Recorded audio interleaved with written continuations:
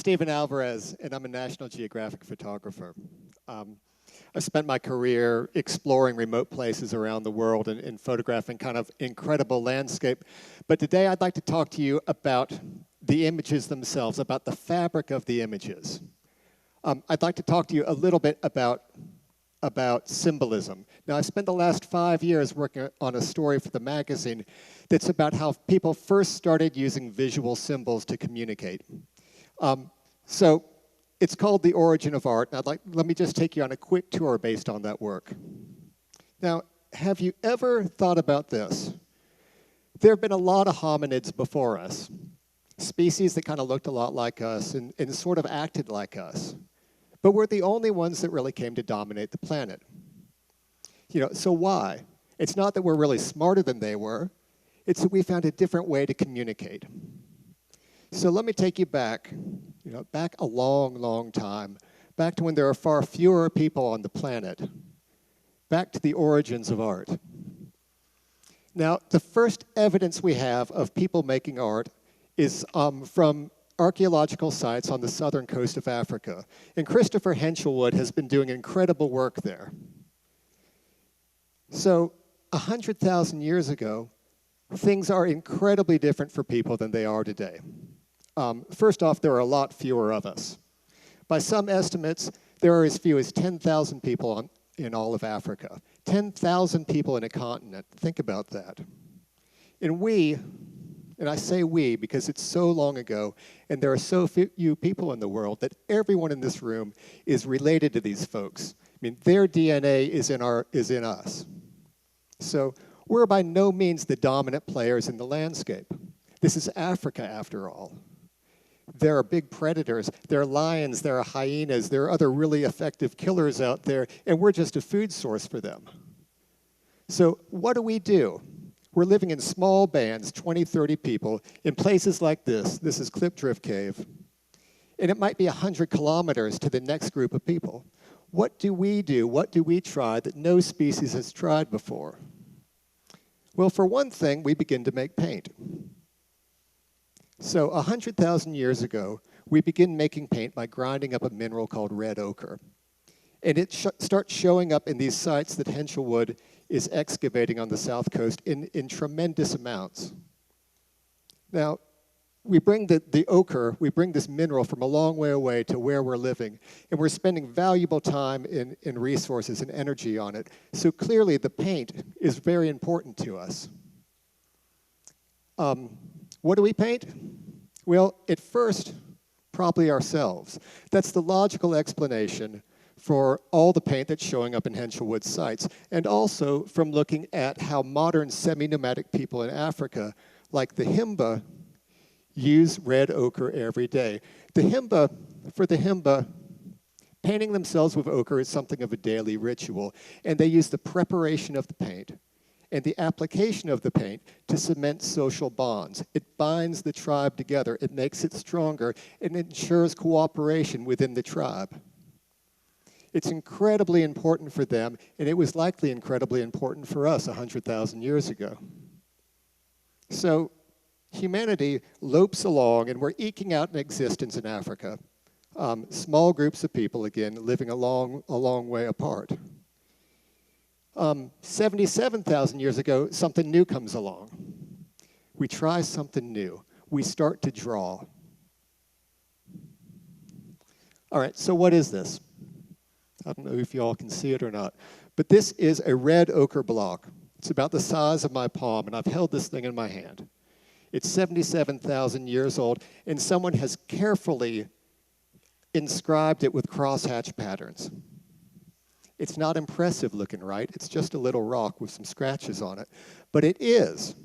It is tremendously important. What you're looking at here is the cutting-edge visual communication technology of 77,000 years ago. This is the Instagram of its day. Not kidding. What this does is it liberates people from location. You no longer have to be somewhere to occupy that place. Your symbol, your sign can do it for you. This symbol could have marked territory. It could have marked a shelter as your own shelter. Then about 10,000 years after this, 65,000 years ago, we start inscribing ostrich eggshells with really intricately carved patterns. And ostrich eggshells are great big things. They could be used as cooking vessels, they could hold food, they could hold water. And the inscriptions on the eggshell, they could have just delineated the shell's owner, but they could also have been used as trade goods between these really disparate groups of people. So these groups that are separated by tremendous space now had a way to prove that they had cooperated. And they had a way to prove it that would last generations. This cooperation between these disparate groups of 20 or 30 people was tremendously important. And so early on, art, symbolism became part of our survival strategy. It became part of how we outcompeted all the other animals. Now, by the time humanity migrates, by the time we migrate out of Africa, it's pretty clear that we had a completed artistic sensibility. 39,000 years ago, there are paintings in Southeast Asia and in Europe. And Europe was a very, very different place then.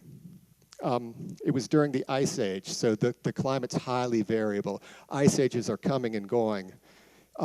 There are tremendously big animals that live there. There are lions in Europe. There are rhinoceroses in Europe. There are mammoths. And also, there's another hominid that already lives there. Neanderthals had occupied Europe for hundreds of thousands of years by the time we get there. And what do? What's the first thing that we do when we get to Europe? We start making wonderful art. Now, maybe we needed this art to, maybe we needed it to strengthen our society when we met these other hominids, when we met the Neanderthals. We certainly would have needed a really strong society in order to face down the weather and the animals that live there. But whatever the reason, Europe is full of incredibly good and very old cave paintings. And amazingly, the oldest are some of the best. This is Chauvet, and these paintings are 36,000 years old. Chauvet is a cave in France that was discovered in the mid-90s, and it had been sealed for millennia. 36,000 years ago, 36 millennia ago, people come into Chauvet and they begin to paint on the wall. And I photographed this last spring, and I got to tell you, the experience of standing in front of these paintings is just amazing. They're so old, and it really drove home this point. We are absolutely wired for visual images. Every possible thing separates us from these painters. We don't share a language. We don't share a culture. The lives of Ice Age hunter-gatherers are completely unimaginable to us. These people hunted mammoths, and yet the images still span that gulf of time. They still reach out across time and speak to us.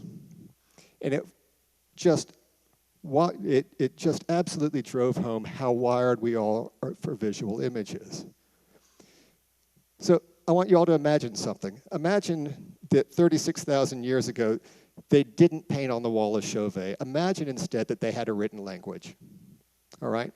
And imagine that instead of painting, they wrote their poetry on the wall. Well, that poetry would be lost to the gulf of time. The world is full of dead languages. No one speaks Sanskrit anymore. And on the timeline of human history, Sanskrit was spoken practically yesterday. So if they had written on the walls, we wouldn't have any recording. But because they painted, the images still speak to us. Now, think about that timeline of human history for a second. We're here, and the first evidence of art is way back here 100,000 years ago. Now, there's a common thread that runs across that timeline. Making an image, making art, making a symbol has always been hard. It's always been difficult. It takes skill to make the paint. It takes skill to engrave that ochre block. It takes skill to engrave the eggshells. It takes skill to make the paintings. This is true across historic times, too. Painting, drawing, they never get any easier. Artistic skills take time to develop, and not everyone can do that. Photography comes along, and it doesn't really make things any better.